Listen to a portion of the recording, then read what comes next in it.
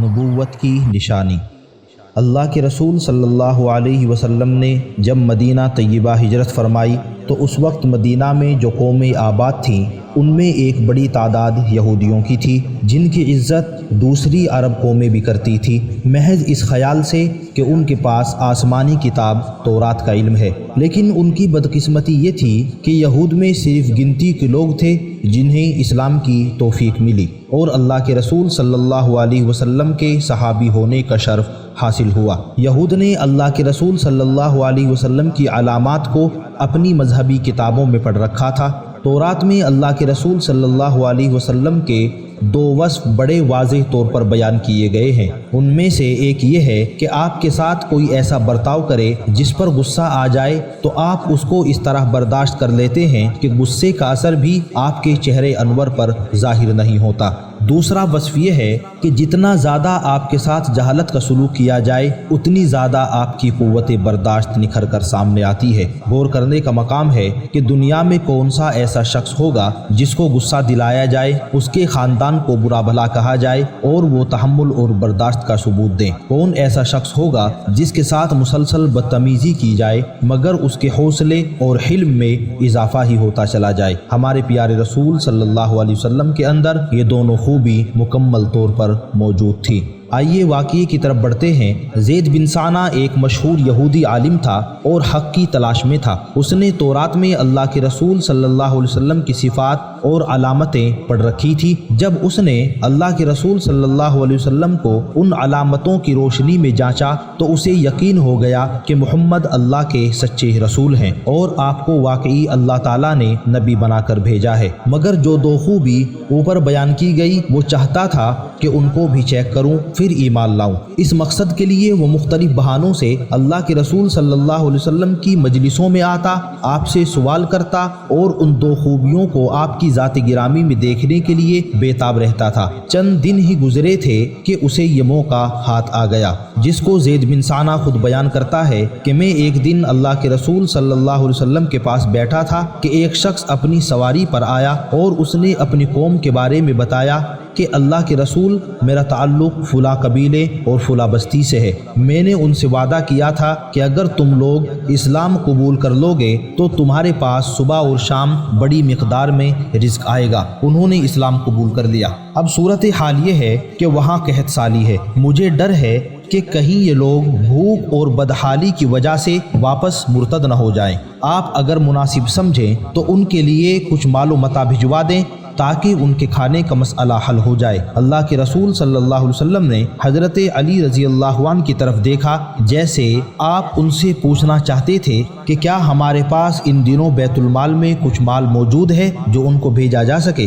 مگر یوں محسوس ہوتا ہے کہ ان دنوں بیت المال خالی تھا۔ شاید اسی لیے سیدنا علی رضی اللہ عنہ کی خاموشی سے بات واضح ہو گئی۔ زید بن ثانہ نے موقع غنیمت جانا اور اللہ کے رسول صلی اللہ علیہ وسلم سے عرض کیا کہ میرے پاس مسئلے کا حل موجود ہے، آپ مجھے فلاں باغ کی کھجوریں اتنی مدت کے بعد ادا کر دیں مگر ان کی قیمت ابھی مجھ سے لے لیں۔ آپ صلی اللہ علیہ وسلم نے ارشاد فرمایا تمہارا کہنا درست ہے، میں تمہیں اتنی مدت کے بعد کھجور کی یہی مقدار ادا کر دوں گا مگر کسی خاص باغ کا نام نہ لو، ہم آپ کو جہاں سے ممکن ہوا کھجوریں دے دیں گے۔ زید بن ثانہ کہنے لگا مجھے منظور ہے۔ زید کہتا ہے میں نے اللہ کے رسول صلی اللہ علیہ وسلم کو 80 دینار دے دیے۔ آپ نے یہ سارا مال اس شخص کے حوالے کرتے ہوئے فرمایا جلدی ان کے پاس پہنچو اور اس مال سے اپنی قوم کی مدد کرو۔ وہ شخص دعائیں دیتا ہوا رخصت ہو گیا۔ اللہ کے رسول صلی اللہ علیہ وسلم کے وعدے میں ابھی چند دن باقی تھے مگر میں نے آپ کے صبر و برداشت کو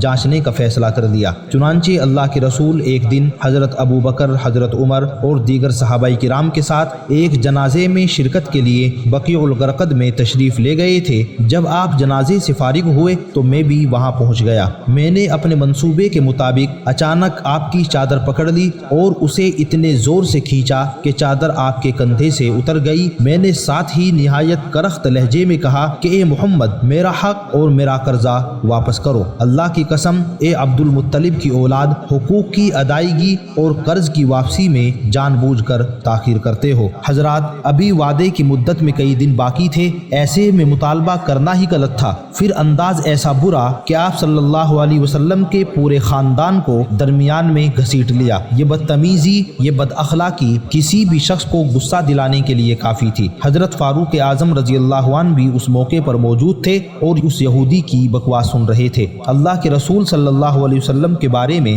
ہرزہ سرائی سنی تو خاموش نہ رہ سکے اور کہنے لگے، او اللہ کے دشمن، تمہاری یہ ہمت کہ تم اللہ کے رسول کے ساتھ اس قسم کی گھٹیا گفتگو کرو، میں یہ کیا سن رہا ہوں؟ اس ذات کی قسم جس نے آپ کو حق کے ساتھ بھیجا ہے، اگر مجھے اللہ کے رسول کی ناراضگی کا خیال نہ ہوتا تو میں اس بدتمیزی پر تمہاری گردن اڑا دیتا۔ تمہیں یہ جرأت کیسے ہوئی کہ تم ایسی واہیات گفتگو کرو؟ ادھر اللہ کے رسول صلی اللہ علیہ وسلم کے اعلیٰ اخلاق ملاحظہ کیجئے کہ آپ زید بن ثانہ کی یہ بے تکی گفتگو سن کر بھی غصہ نہیں ہوئے، بلکہ آپ کے چہرے انور پر مسکراہٹ پھیل گئی اور آپ نے حضرت عمر کو مخاطب ہو کر فرمایا، عمر ایسی بات نہ کہو، تمہیں چاہیے تھا کہ مجھ سے کہتے کہ میں اس کا قرض اچھے ڈھنگ سے ادا کر دوں اور اسے سمجھاتے کہ قرض کا تقاضا بھلے طریقے سے کرو۔ یہودی عالم نبی اکرم صلی اللہ علیہ وسلم کے اخلاق کی اس بلندی اور روح کی اس پاکیزگی کے سامنے بے بس کھڑا ہے کہ اس قدر اشتعال انگیز گفتگو کے باوجود آپ پہلے کی طرح مسکرا رہے ہیں اور یہ گفتگو سن رہا ہے۔ حضرات، کیا آپ جانتے ہیں کہ اللہ کے محبوب نے اس موقع پر حضرت عمر کو کیا حکم دیا؟ آپ نے فرمایا، اے عمر، اسے ساتھ لے جا کر اس کا حق ادا کرو اور اسے 20 سا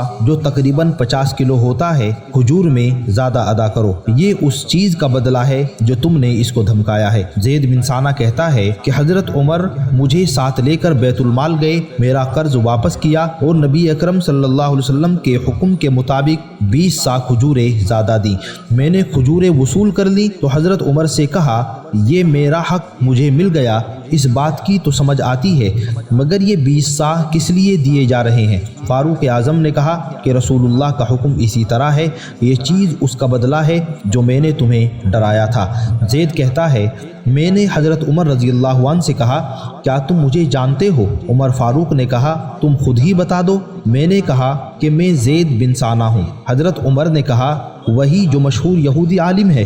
میں نے جواب دیا، ہاں وہی ہوں۔ حضرت عمر نے اس کا نام تو سنا تھا مگر اس سے ملاقات نہیں ہوئی تھی، اس وجہ سے وہ اسے نہ پہچان سکے، اسی لیے انہوں نے تعجب سے کہا، الحبر۔ عمر فاروق نے کہا، تم نے اللہ کے رسول کے ساتھ جس انداز میں گفتگو کی ہے اور ان کے ساتھ جس طرح بد اخلاقی سے پیش آئے ہو، تمہیں ہرگز اس کا حق نہیں تھا۔ زید بن ثانہ نے کہا کہ عمر، تم بالکل درست کہتے ہو، مگر تمہیں معلوم نہیں کہ میں حق کی تلاش میں تھا۔ اللہ کی قسم، خطاب کے بیٹے، میں نے جب محمد پر نگاہ ڈالی تھی تو نبوت کی تمام علامتیں دیکھ لی تھی، صرف 2 نشانیاں باقی رہ گئی تھی۔ سیدنا عمر نے پوچھا، وہ کون سی 2 نشانیاں تھیں؟ یہودی عالم کہنے لگا، پہلی صفت یہ کہ آپ کے ساتھ کوئی ایسا برتاؤ کرے جس پر غصہ آ جائے تو آپ اس کو اس طرح برداشت کر لیتے ہیں کہ غصے کا اثر بھی آپ کے چہرے انور پر ظاہر نہیں ہوتا، اور دوسری یہ کہ جیسے جیسے ان کے ساتھ زیادہ بدتمیزی کی جائے گی ویسے ویسے ہی ان کے حوصلے اور برداشت میں اضافہ ہوگا۔ آج میں نے ان 2 صفات کا بھی خوب مشاہدہ کر لیا ہے، بلا شبہ اللہ کے رسول نبی آخر الزماں ہیں۔ عمر، میں آپ کو گواہ بناتا ہوں کہ میں آج سے اسلام قبول کرتا ہوں۔ پھر زید بن ثانہ سیدنا عمر بن خطاب کے ساتھ مسجد نبوی میں آیا اور سب کے سامنے صاف لفظوں میں کہا، اشہد ان لا الہ الا اللہ و اشہد ان محمد رسول اللہ۔